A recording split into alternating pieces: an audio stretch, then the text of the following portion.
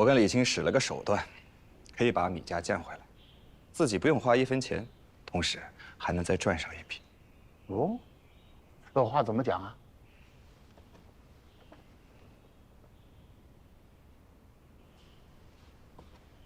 哎，好啊！哎，太好了！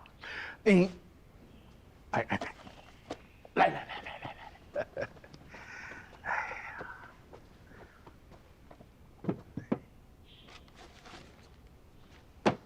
你看我呢也没多少钱，这是我这些年的俸禄，一共是2万两。大人啊，我没想到您能把俸禄都拿出来。哎，您放心，米家的事儿我一定好好处理。这钱我一定给他花在刀刃上。哎，你以为我这是捐款呢？啊，不能，算上我一股，我也赚点啊。圣人说了，有便宜不占，傻瓜蛋也。啊，哎，圣人真是啊，高明。哎。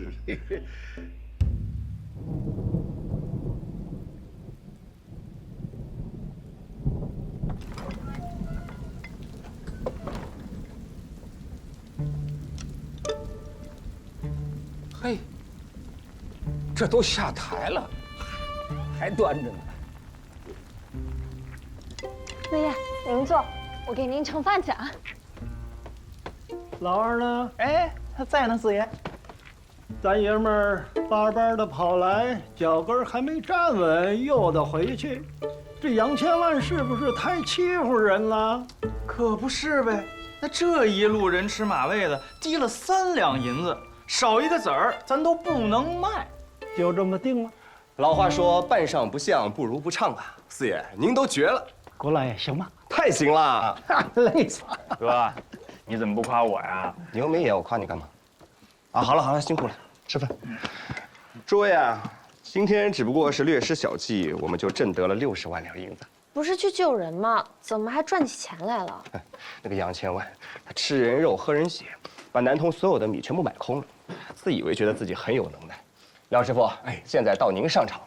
你赶紧把行头都脱给我。哎，不用，我按照您的身材啊，重新做了一件，穿上之后比四爷还气派呢。这次咱们还需要运2批，明天我会发你60万单，后天还有100万单。您记住了，都是3两银子，一个子儿都不能少。那杨千万又不是傻子，送这么多米，他吃得消吗？他是不傻，但是他太贪心了。如今我喂他多少，他就得吃进去多少，我要活活撑死他。安徽我还有几个做米生意的朋友，还能凑上200万担。好啊，那就一事不烦二主，常年做大，您全都伺候下来。我是这么想的，等事成之后，我想拿出50万两银子，给廖姑娘买首饰，您觉得如何呀？不是50。哎呀，好是好，只是常四爷还在，我拿这么多钱，不好意思啊，那就少点。哎，别，就那么定了。哎，你比我多卖那么多，做戏也要更多啊。我今天啊，可算见到杨千万那个德行了。要不是你还要做戏，我一拳把他的鼻子打爆。就是个坏人，完全是个坏人。哎，等我吃完饭，慢慢跟你讲，你就知道怎么对付他了。哎呀，您就先别吃饭了，现在就教我，把我教会了，您再吃饭，我陪您喝2盅。来，坐，来。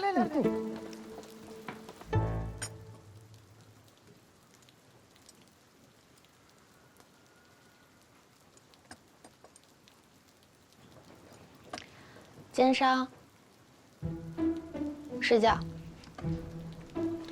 我就说吧，又要被你骂了。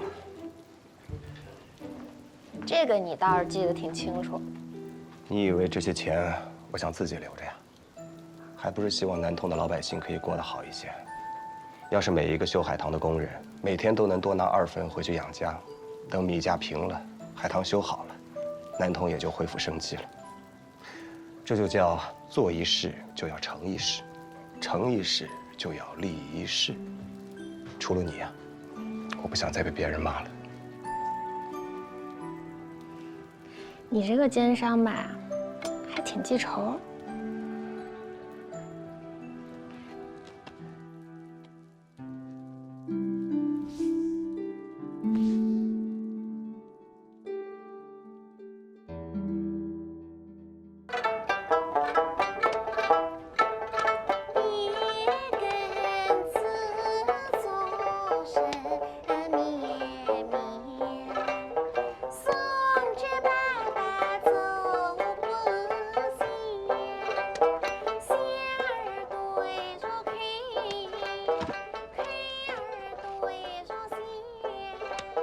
哎，南东城又来了个米商，是个灰落的。灰落子，别跑这儿来给我惹麻烦。带了多少米啊？60万担。不少啊。听说后边还有200-300万担。60万担。你没听错吗？千真万确啊。就是360万担。这么多米。小小的南通城哪吃得下呀？他本来是要拉到南京去的，这不看南通遭了灾，想在南通卖一部分再走。几百万那个败家儿子现在在哪儿呢？还没回南京呢。不过您放心，大小码头咱都放了人，只要他露面，人跑不了。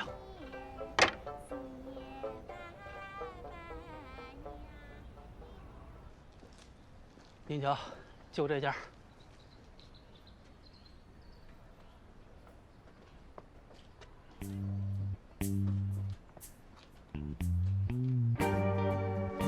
老前辈，给您请安。您哪位呀？在下姓杨，也是个米商。知道老先生驾到，特来拜访。还没请教您。我姓廖，坐下说话。找我什么事儿啊？您这么大生意人，怎么管家都不带一个？嗨，我不像那些后生小子，挣不了几个钱，谱摆的倒挺大。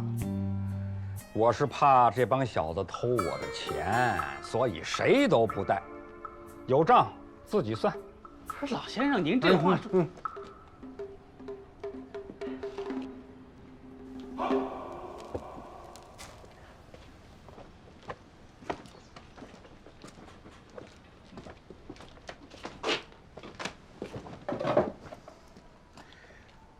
老前辈，听说您这次一下子带了60万担了。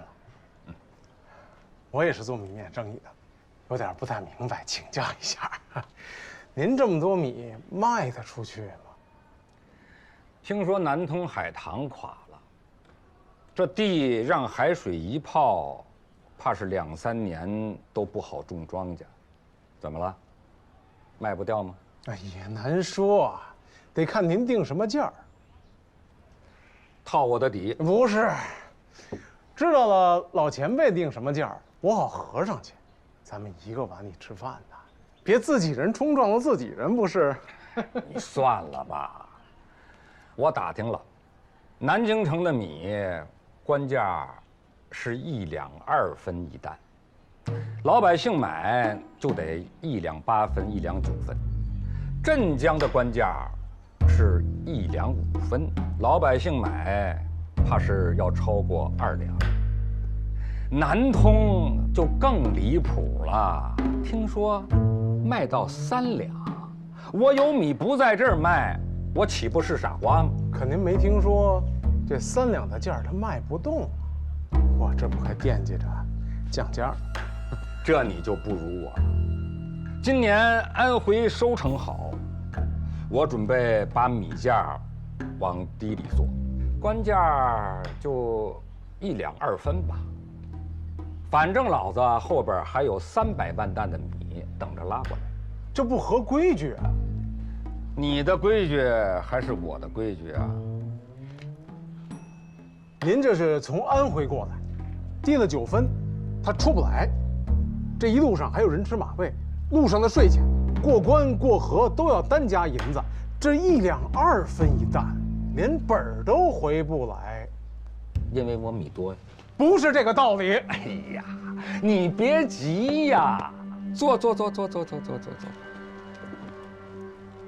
你想啊，你卖3两，我卖1两2分，你还待得住吗？你待不住，这儿的商机就都归我了。你走了，我再卖3两、4两。朝廷要在这儿开大工，我把那300多万担的米全运过来，钱呢，我后边赚。您家大业大，就别跟我这老头儿在这小县城争生意了，算我求您了。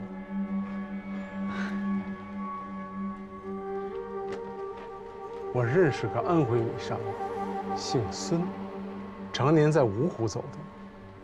您可认识？不认识。他现在人就在南通。来之前我向他请教，他告诉我，安徽的米商里100万担以上生意的他都认识，但他不认识您。我还不认识他呢。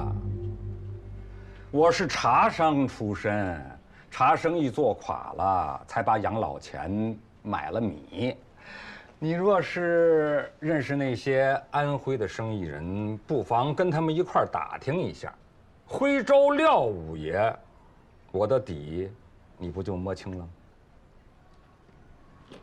我怎么敢摸老先生的底呀？闲聊而已。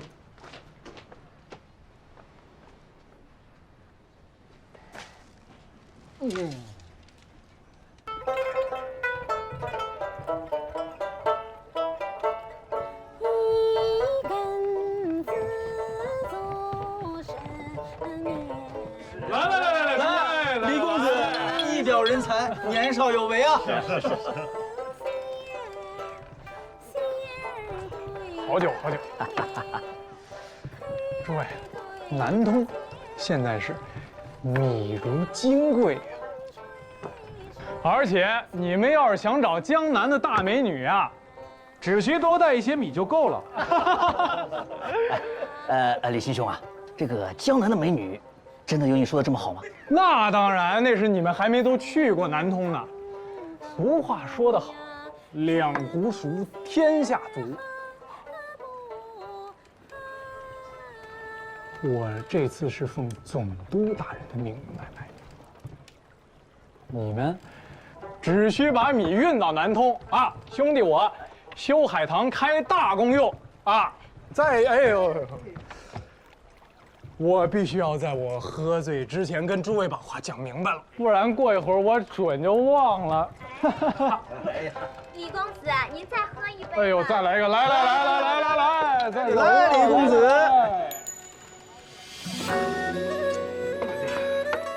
好，海亮，扶着。哎呦，我没事。兄弟，今天开不开心？开心。慢点。开心就上你们。走马几轮光阴，也走历了面庞，演过人情薄凉。我看过万里雪，不用管我，不用管我。去生这一柴米油盐，终会随意想翻一个身，趁机回肠，好戏正在开场。老大，这可是好机会呀！也只有100万的傻大儿子看不出来。咱把话说清楚，有钱大家赚，不许吃独食儿。明天一家100万担发往南通，趁他在这吃喝玩乐，咱把钱赚个一溜够。好，倒酒。流过多少血泪，只要爬得起来，纯洁当作小将，还能喘一口气，就剩几这凄凉，扛过刀剑风霜。人生在世本就长，咬紧了牙关走一趟。他们来的好快啊！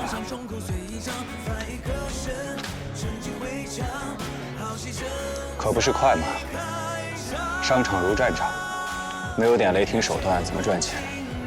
你看这些人，哪个不是想来分一杯羹的？廖先生要是没做成生意，这些人再跑到南通去，那就麻烦了。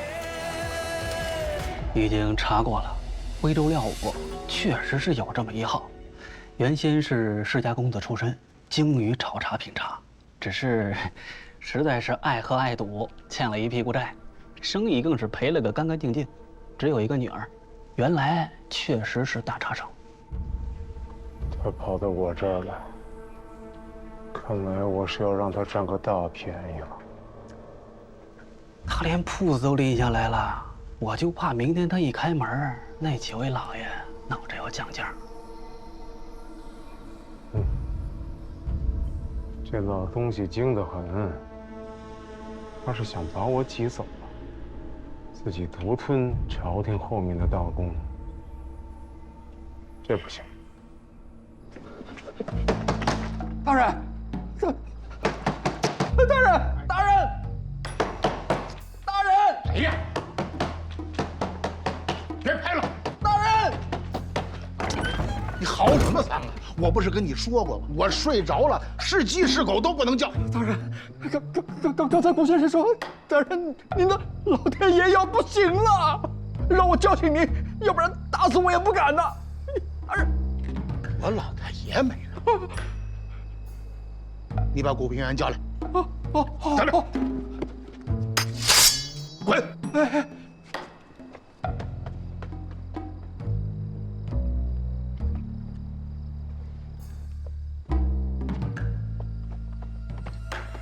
大人，我问你，谁家老太爷不行了？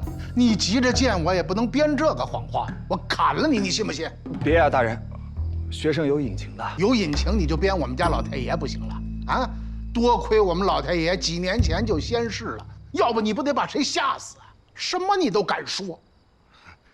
大人，要不您先看看这个。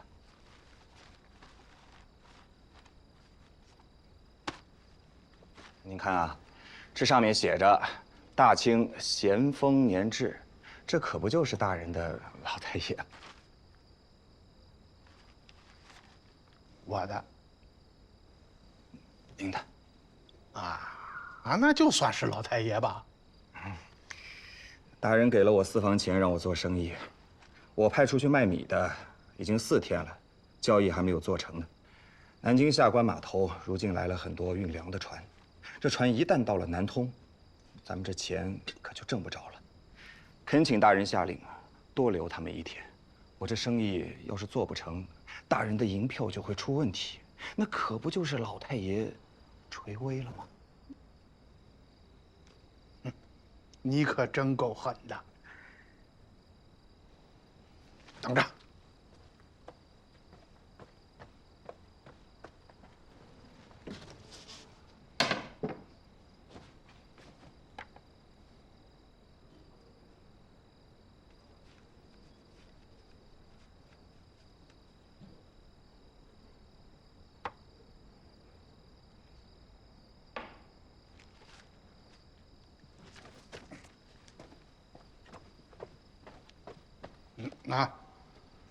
快马把这个送给老九，他知道该怎么做。哎，咱说清楚了，只能有1天。那船把河道堵了，我要是不放，非出大事不可啊！多谢大人。就烦别人把我叫醒了。所有人原地不动，插马在。快，别动！别动！别动！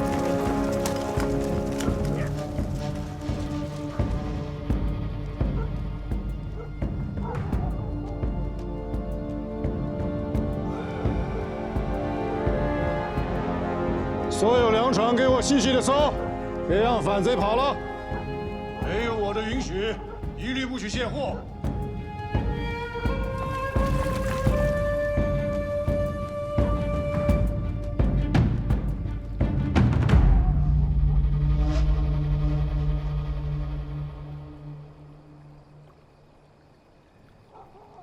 哥，你的招可真多，9帅的兵都能让你搬来。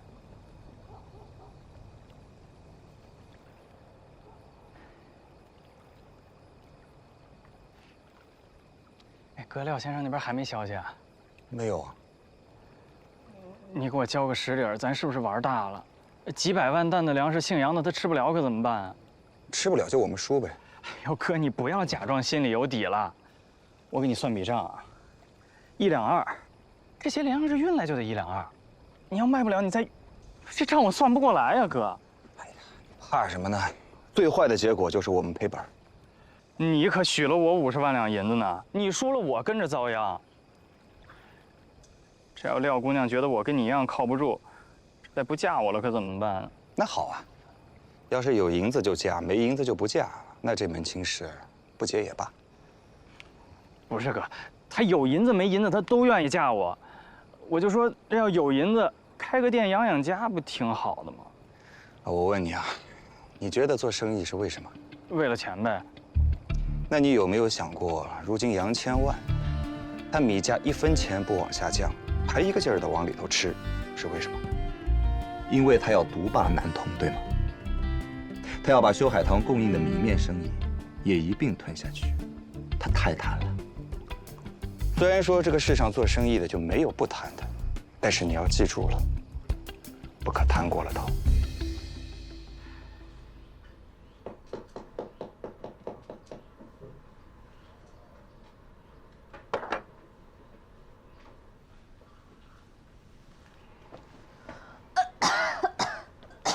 呛死了，屋里着火一样的。我等了杨老板1宿了，我心里着火了，这屋子没着。这天都亮了，开不开门啊？哎呀，这米照这个价卖下去，非得赔他姥姥家不可。之前不是赚上的吗？总能算个平吧。那是程老四赚的，到我这儿赔了，岂不让我姑爷小看我呀？别胡说八道！怎么叫胡说八道呢？常四爷肯定要笑话我。再者说了，这笔买卖不成，你的终身大事那可怎么办？您还真当真了？我能不当真吗？做生意这事儿啊，爹最有经验了。你说我干砸了多少买卖了？你好意思说？做生意的人讲究的是吐唾沫砸坑，这胳膊肘跑马，一句算一句。古平原这几年干成大生意了，靠的就是说话算数。我要是能帮助他把这笔买卖干成了，拿他个50万两银子，将来你和古老二这一辈子我就踏实了。爹妈呀都是半辈子，只有夫妻才是一辈子。不是你这大不来，你还不开门了呀？我能不养您老吗？开不开？开，我算看明白了，我天生就是不招财神爷喜欢的命。谁呀？我呀。我知道你是谁啊？杨千万杨老爷的管家，给您送银票来了，梁先生，赶紧开门。姑娘。哎呀，财神菩萨，刚才我说错话了，你最疼我了。我姑娘终身大事有指望了，我也能早早的抱外孙子了。来了，赶紧开门。梁先生。哎呦，开门！闺女啊，你说这财神爷到了，这门开不开了呢？还真不疼我。梁先生。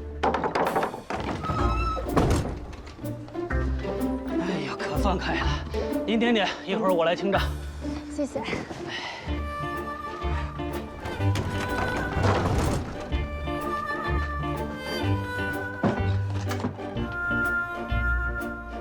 姑娘，打开呀！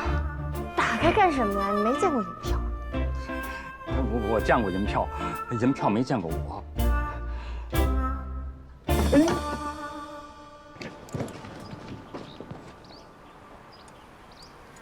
老爷，咱这还开城门吗？看着阵仗有点吓人呐。开，我亲自开。全是财神爷呀！一个一个迎进来。啊，一个一个迎进来吧，他们。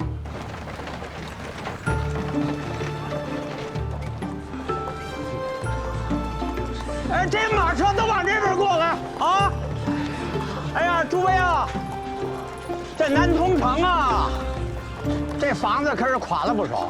我今儿就把衙门啊给你们腾出来，就让你们做仓库。咱城外那些粮车呀，天黑之前，保证让他们都运进来啊！谢您大老爷，谢您大老爷。几位，我们几个都是在路上互相碰见的。请问，现在南通城的米价是多少？哎呀，3两银子啊！诸位，您看看现在南通城这模样，不是你看看我这模样，还能卖得出去吗？谢您大老爷，我们都是从两湖一带过来的，卖不出去是什么意思？你们都看着了，南通老百姓这样子，这米价啊，这价钱得合适。您觉得多少钱合适？反正是3两银子，肯定没人买啊！嗨，你们就都拉回去。哎，走！老爷，先去把那衙门给他收拾出来。完了！别拦我们，也得回去上班。听我一句话，把劲儿扛住了。杨老板，你就闪开吧，外面呀几百个字号，我不卖，把米烂在这里吗？干脆您好人做到底，把我们的米全都收了吧。您扛着不降价，我们也不想要这珠子。对，你都能3两一担收别人的，咱们也都是兄弟，我2两5分一担卖你。是谁想疯了？他是占我便宜来了。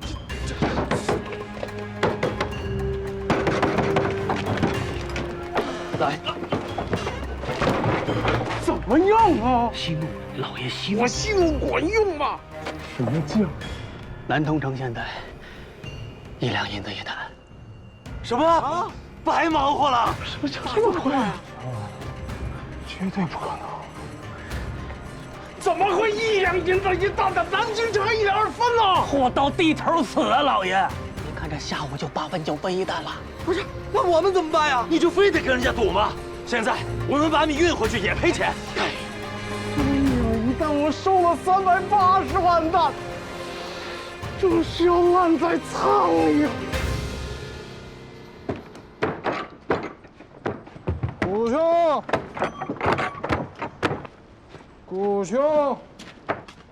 兄，李兄，我来了。来，哟，好家伙，你这是喝了多少啊？我，哎，快来坐。1斤啊？10斤？我一直喝。老二，泡杯茶来。怎么给自己喝这么多啊？我这10天简直了，一天喝4、5顿酒，和每个米商都拿这么大的碗儿喝2顿，累死我！赶紧喝口茶吧。你这立下汗马功劳的人，来，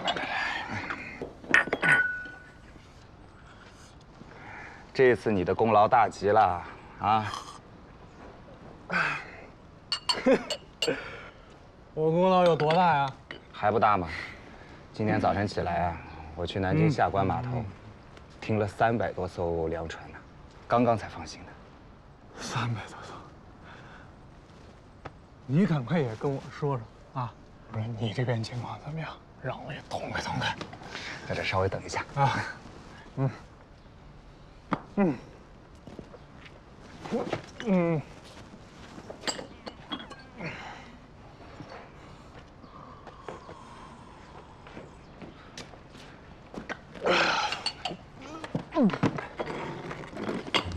看看啊！哎呦，这是你的本钱，前前后后呢，卖了那个老家伙380万担，一共收入1140万两啊！1000多万两，痛啊！我就是见着自己挣的银子格外的亲。李兄，还记得之前我们怎么约定的吗？我当然记得。这些，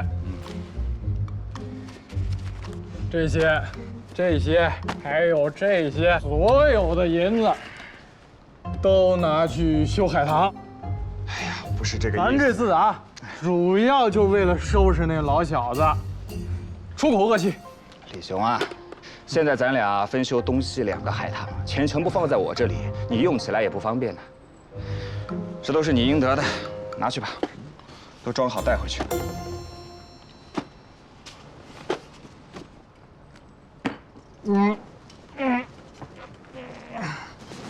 哟，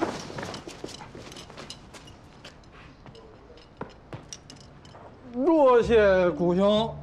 你谢我做什么呀？我这辈子第一次做生意，不为了赚钱啊！痛快，嘿嘿，痛快！老爷，老爷，您也别太难过了，留得青山在呀。已经1两1担了。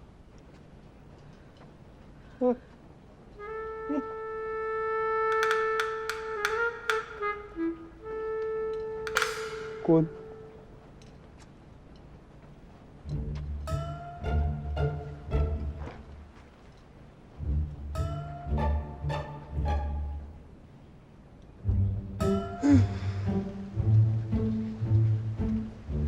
不是让你滚了吗？等那小王八蛋来了，我敲死他！可是那小王八蛋，他已经来了。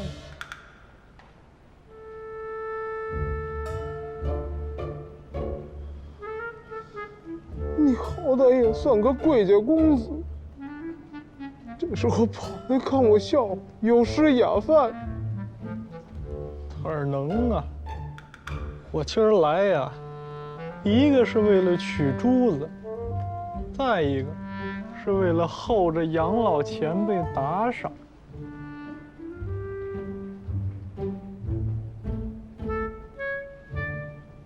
你小子够狠！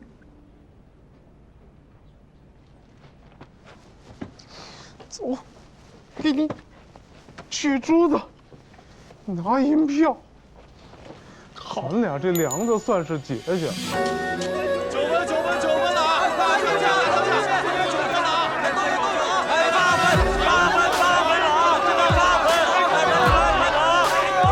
了啊！6分了，快了！6分了！6分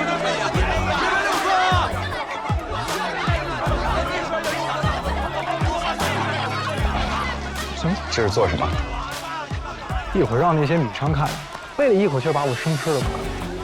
你就跟他们说你是朝廷派来开大功的官，他们上赶着巴结你还来不及，你怕什么？这做生意的做就是做戏，唱戏的是疯子，看戏的是傻，大家各安其位。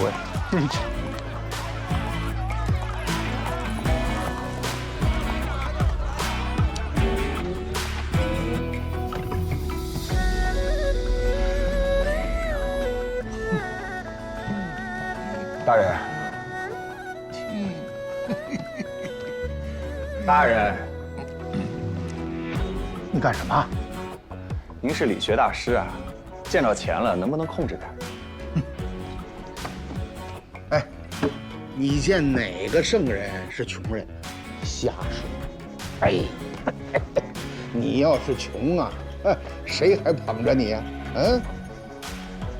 哎，这笔钱我谢过了啊，为民除害嘛，何谢之有呢？哎呀，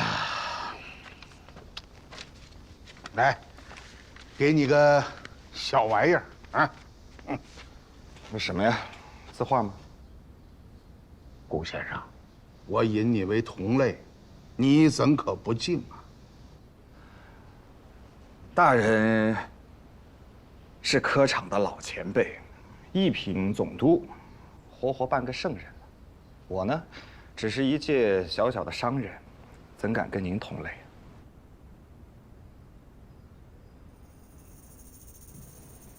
哼，休得在我面前摆出一副商人的嘴脸。我刚见到你，我就跟老九说，我说这哪是商人呢？这就是个读书的坯子嘛。老九跟我说了你的事儿，要把你调到我的手下。我一开始还是有疑虑的。你呀，聪明外露，幸好有颗人心，要不然不知道死了多少回了。这一封呢，是我以个人的名义单独上书推荐你的一封信，啊，查该员处事方圆兼用，貌不惊人，心雄万夫。该员自道幼年多发狂病，后于科场之中发作，因喧哗科场罪，判留宁古塔。臣愿保该员可实授同进士出身，为朝廷留此栋梁。为东南留此大才，如此幸甚。啊，这个不敢。处事方圆兼用，貌不惊人，心雄万夫。我这一生阅览人物，能得此2句者，唯你老兄也。啊，好。这一封呢是礼部的单子，你回去把祖宗3代开具齐了，我一早拜折即走。啊，这点谢礼你还看得上眼吗？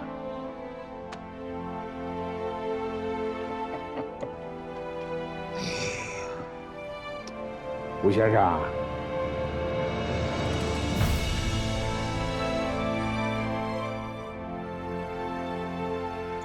哎。武先生，傻了呀你！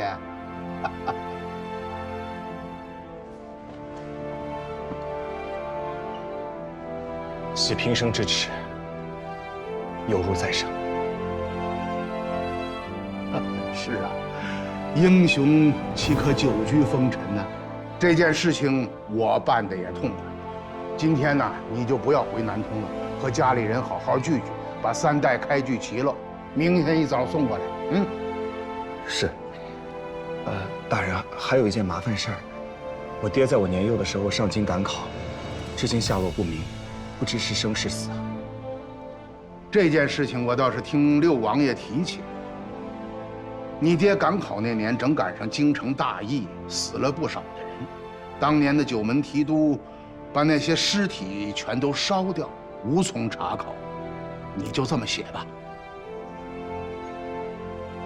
大人，我想替我爹真心实意的给您磕个头。哎呦，合着原来一直都不是真心实意的，是吧？啊，十有八九。这一次加封3代，给他老人家挣个功名，比我自己得了还高兴呢。嗯，那是自然。有了功名，就是在9泉之下，那也是荣耀。另外，你娘把你从小养大不容易，等你立了功，我替你做表，让朝廷赏他个告举。啊，我替我娘谢过大人了，那我这就回去跟她说一声。好，好，嗯。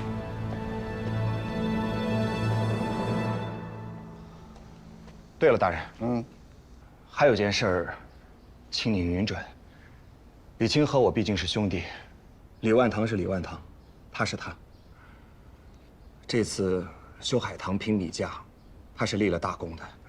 他想挣得2淮盐业的经营权，无非是和他家里打了个赌，想从家里独立出来而已。还望大人明鉴，这盐场莫不如就交给他处理吧。不把盐田给他，我有个道理。上次你们去找洋人谈判，洋人是寸步不让，他们要搞茶叶，要搞丝绸，凡是能赚钱的，他们都要搞一遍。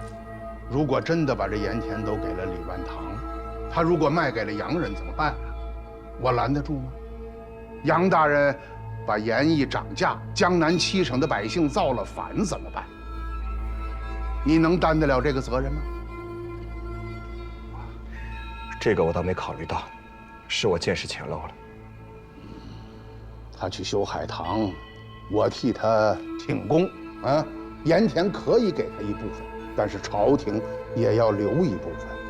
说起来，他手里那些盐田也都是趁着南方打仗的时候趁火打劫得来的。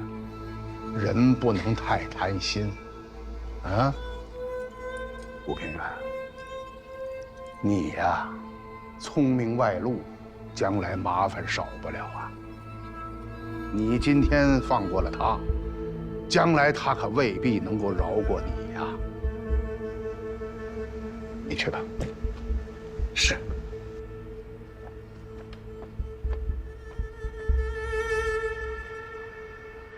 娘，娘，爹，亮叔叔，你们来，快来！怎么了？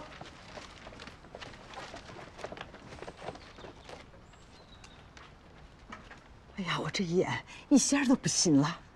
四爷，您念给我听听。好。古平原，回州府山涧村人士，咸丰3年，回州府山涧县乡试第3名。咸丰5年，回州府会试第1名。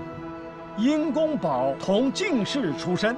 举荐人礼部尚书林贵，保人两江总督瑞麟。真的假的？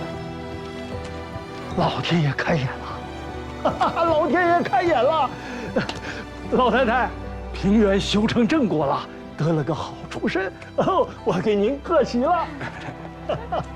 娘，两江总督推荐平原，给他一个同进士出身的功名。娃儿他脱籍了。谁说不是呢？王八戏子吹鼓手，朝廷的重要钦犯，3代以内，不能考举。这下好了，您的孙子，孙子的儿子，将来就会有大好的前程。哎，咱们的正主呢？哎，别正主正主的，平原现在是进士老爷，那进士老爷都是天上的星宿下凡，哪有功夫跟咱们家长里短的？就是说呀，爹，您也别老四爷四爷的叫了，人家现在是进士老爷的丈人了，我们得叫四老太爷。哦，四老太爷，哎，还摆谱呢。您女婿就不嫌您出身低呀？您好好打听打听，这两江总督的闺女会不会嫁给他？是啊，这都是保不齐的事儿啊。人家哪有闺女要嫁的呀？老正经。我怎么记得有呢？娘，进屋。真有啊？真有。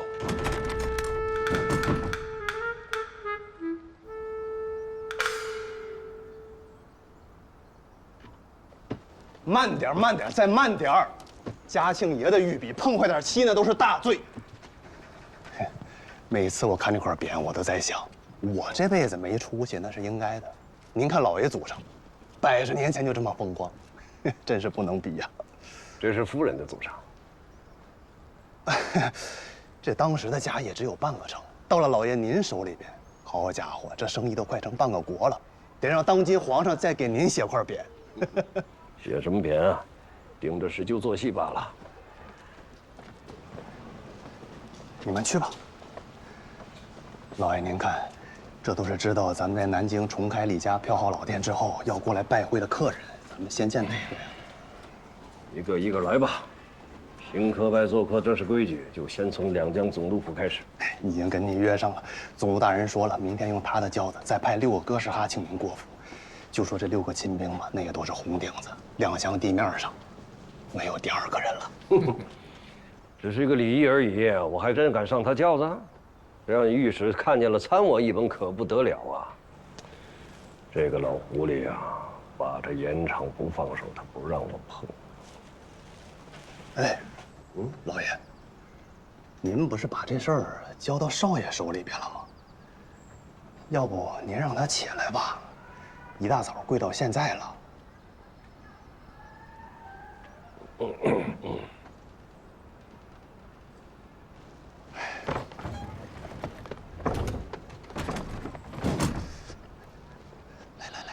进士直接往下放，这叫老虎班儿，那至少也是个县太爷啊。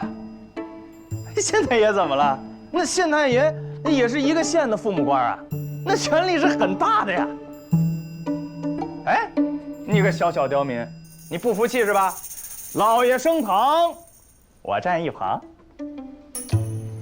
这个官幸好不是你来当了，你要当了，这天底下都容不下你了。哥，我这不是替你高兴吗？我就看不惯你这愁眉苦脸的样子。我跟你说啊，这人呐，有的时候就是贱。你说谁贱呢？啊？说谁贱呢？快！哎，娘啊，四爷，廖先生。哎呀，姑爷，敬事老爷，你这个礼，你娘能受得起，我们俩现在受不起了。没错，四爷不四老太爷说你修成正果了，要叫我说呀，小子，你好好修这个海棠，那是积了大德了。中午怎么也得好好吃一顿吧。娘啊，我怕自己接不住。有那么点儿。来，跟我过来。中午吃饭。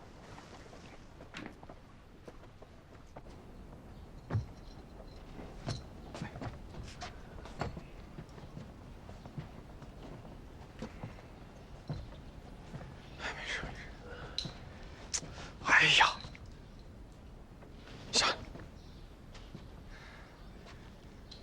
想明白了？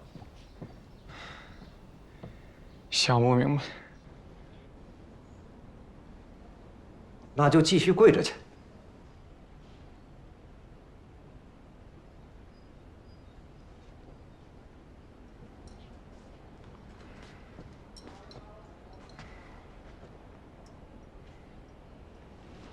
爹，要是今儿您不跟我把这道理讲明白，我这跪在那儿我也不服气。管我要道理，啊！我让你盯着2回盐场，你在干嘛？您把这盐场交到我手上，就得我自己做主。出了什么事儿要我自己随机应变，您不能干涉。这是不是我出门之前咱们俩已经商量好的？那您为什么又来这一套？天底下巴不得您最英明，什么事儿您一个人干了，那您叫我去干嘛？你告诉我，你在南京都干了什么？那他想恢复2淮的经济，他不会轻而易举地把盐场这个金母鸡交出来。4面8方都找他要钱，他不配合，你怎么办？有没有仔细想过，动脑筋想过，如何诱使他把盐场吐出来？什么事都让人牵着鼻子走，让课书就课书，让修海棠就修海棠。盐场呢？我这俩眼睛都瞪出血来了，我也没瞧见呢，孩子。还有，你跟古平原，你们俩合起伙来得罪杨千万，得罪就得罪吧，干嘛还总挂在嘴上呢？折人的面子，打人的脸。爹，那个杨千万那是个奸商，他祸害百姓。讲良心，你那叫不务正业。我不愿意跟您磨叽，2江总督，我斗不过，要斗您自个儿斗去。但就别的事儿，我觉得我做的一点错都没有。这个古平原，他是一隅之辈吗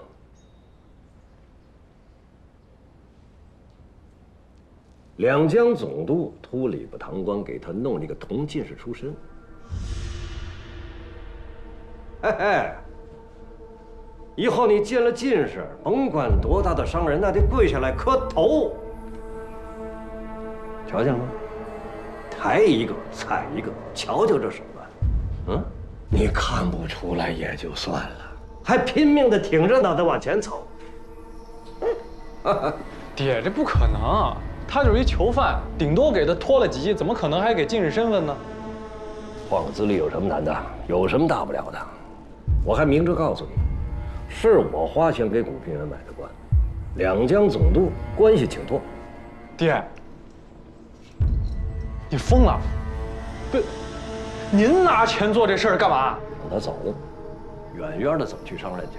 你们俩10000年不见才好呢，省得我每天担心啊他蛊惑你。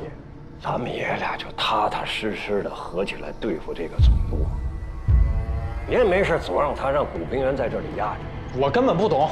你不懂没关系，海棠上的事儿交给古平原，你就在家伺候。等盐场拿下，交给你管。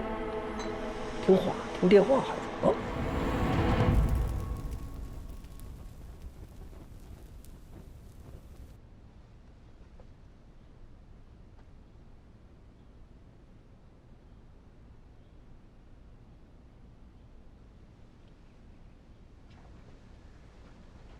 给你爹磕个头。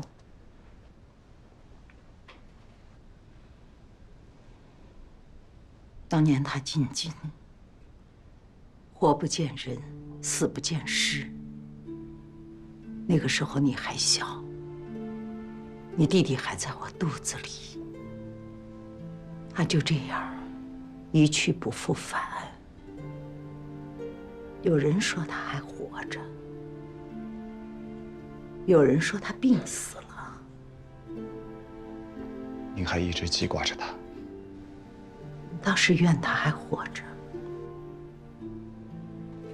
他活着，哪怕不回来了，我也高兴。总比现在死不死活不活的要好些。那我磕头吧。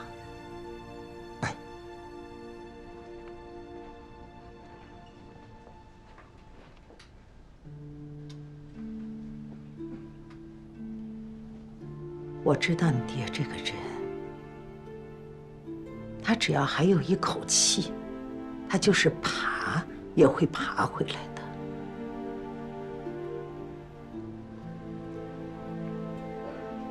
我呀，就当他已经死了。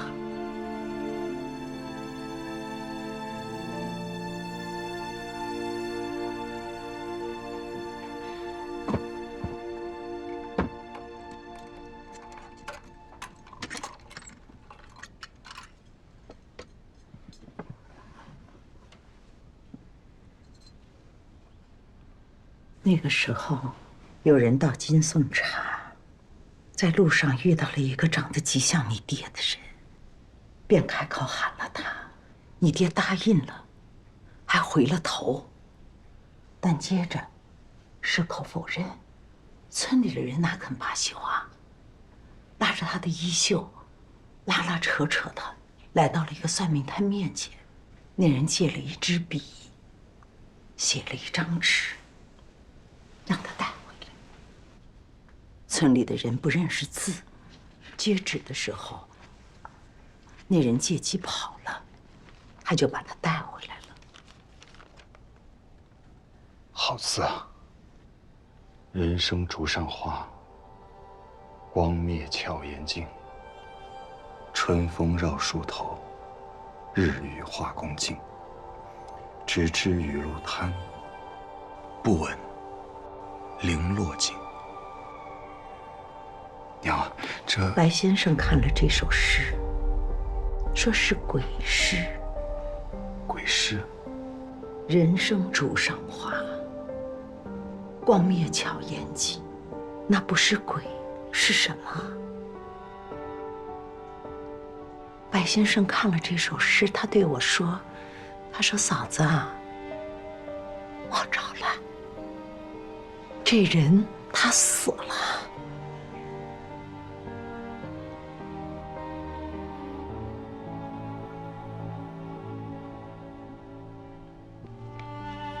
我竟然不知道还有这样的事。你知道了又有何用？你爹跟你都没有读书做官的命，他死了，你去了，我们母子分离了那么多年，要我说，我们平平安安的在家种茶最好。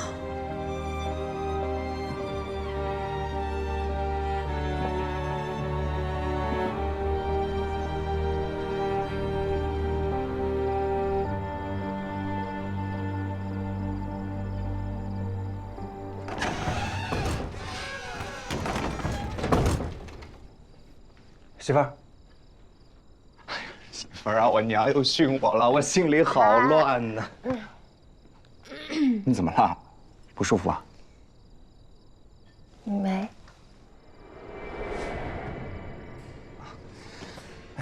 那这次无论如何呢，你一定要帮我拿个主意。你就说吧，我这个官儿是当还是不当？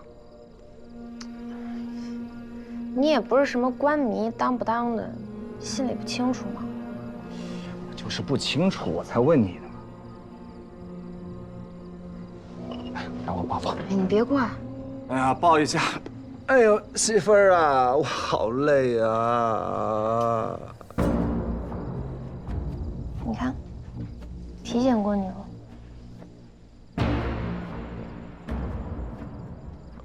各位大哥，有话好商量啊，别伤害我家人。古大老爷，我们是过来给你贺喜的，怕什么呀？原来是苏小姐，别来无恙啊！让你的人把刀给我撤了。要是伤着我家人，别怪我姓古的脾气不好。哟，还真是恩爱啊！给你带来位故人，不知道你肯不肯见？故人？哪里的故人啊？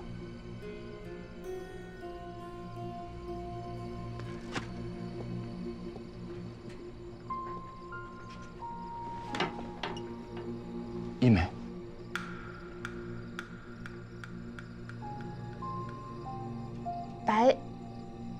白一梅，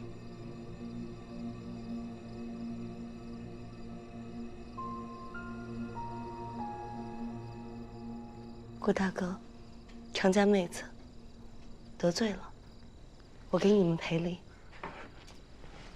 一梅啊，你这是做什么？我求你救救我几千个兄弟，他们都是我先父的兄弟。如果你能施以援手，我愿生生世世结草衔环以报。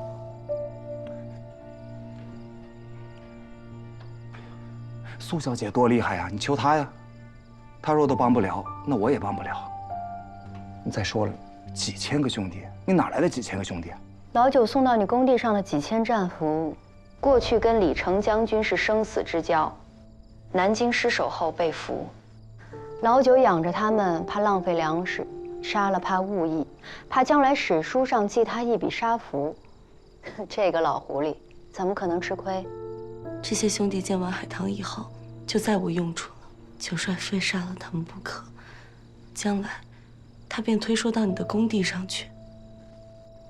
这些兄弟不能这样死，将来我到地下也没办法这样去见他。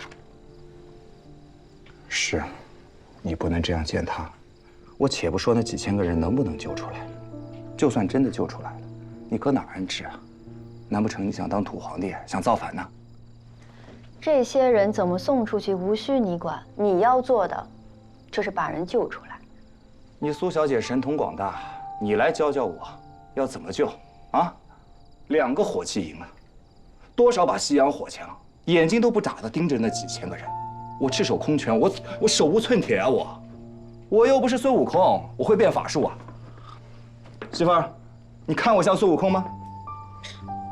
你像种茶的，常家妹子，我不能坐看这些兄弟这么活活被折磨死，我实在于心不忍。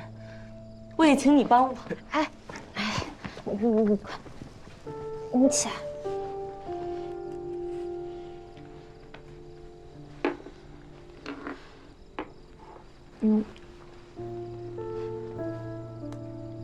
白小姐，你说的那几千兄弟真的会死吗？真的会死。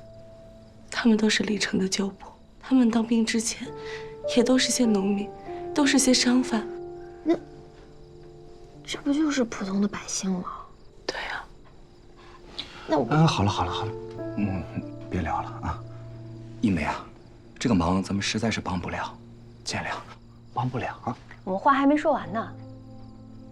我租了个船，想把他们接走，送还家乡。你苏小姐有这么好心？你把这些人送还家乡，怕不是到了别的地方又集合在一起起义造反吧？到时候朝廷追究下来，我被人刨了祖坟都不知道了。咱变戏法的不能蛮敲锣的，只要你能让这些人上船，我妥善安排一切。愿意耕田的耕田，愿意做生意的给本金。这场战争死的人已经够多的了。要在2个火器营的面前啊，救出几千个人，还不被他老九逮住任何把柄，简直不可能嘛！这些战俘知道自己要被杀吗？自然知道。苏小姐花钱救人是义举，你应该比我清楚。现在，战俘知道自己要被杀，中途闹僵起来，咱也是掉脑的罪过。我看，你非去不可。常家妹子，说的在理。还是古夫人见得明白啊。你快站起来，别跪着了。谢谢。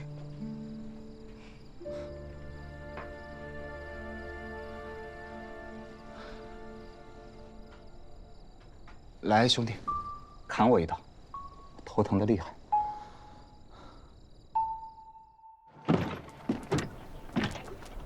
兄弟们，请起！这帮老贼活干的还利索吧？一开始也偷懒耍滑，捡了几个人狠狠地打了个半死，现在老实多了。去看看。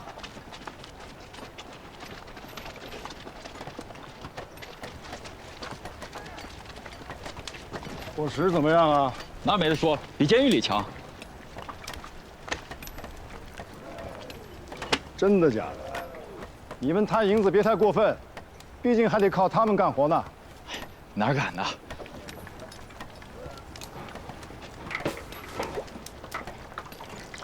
这什么？当然，这是菜粥。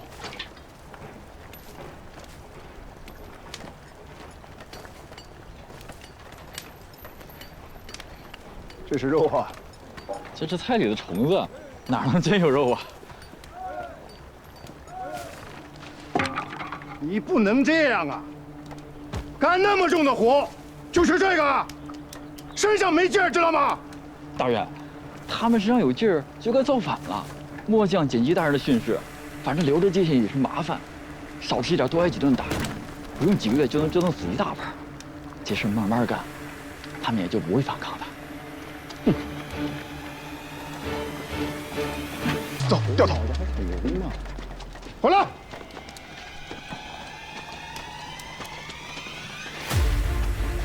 放！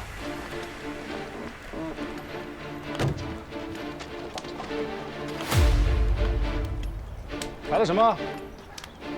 大人，我们刚才挖海棠的时候，挖出了2坛金子，正想给大人您找地方送去呢。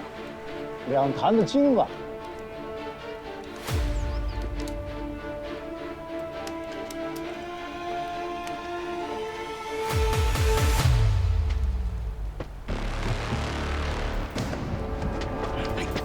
干嘛呀？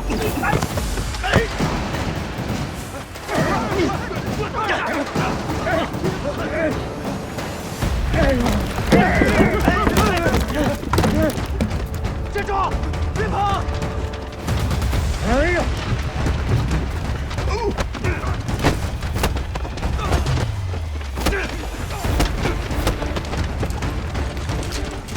哎，别！以为打不准，我这吃饭的家伙要完，围起来，快！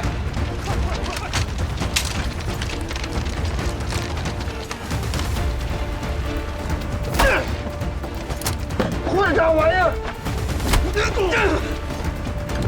放我出去！哎，求求你们了，放我出去！哎呦喂！哎呀！哎呀！别动！再动扎死你！顾先生！顾先生！怎么了？海棠出事了！出大事了！出什么大事了？九帅让把他给绑起来了。胡说！九帅英雄盖世，岂能说绑就绑啊？我哪知道啊！九帅那是爵爷，在我的地界上，万一出点事儿，我担不起这个责任。您跟着我去看看。哎呀，这下糟了！我家今天炖了排骨了，你我吃上一口，我随你出发。哎呀！吃什么排骨啊！万一九帅出点事儿，把我绑在菜市口，活剐了，我就是那排骨，啊，知道吗？你跟着去吧。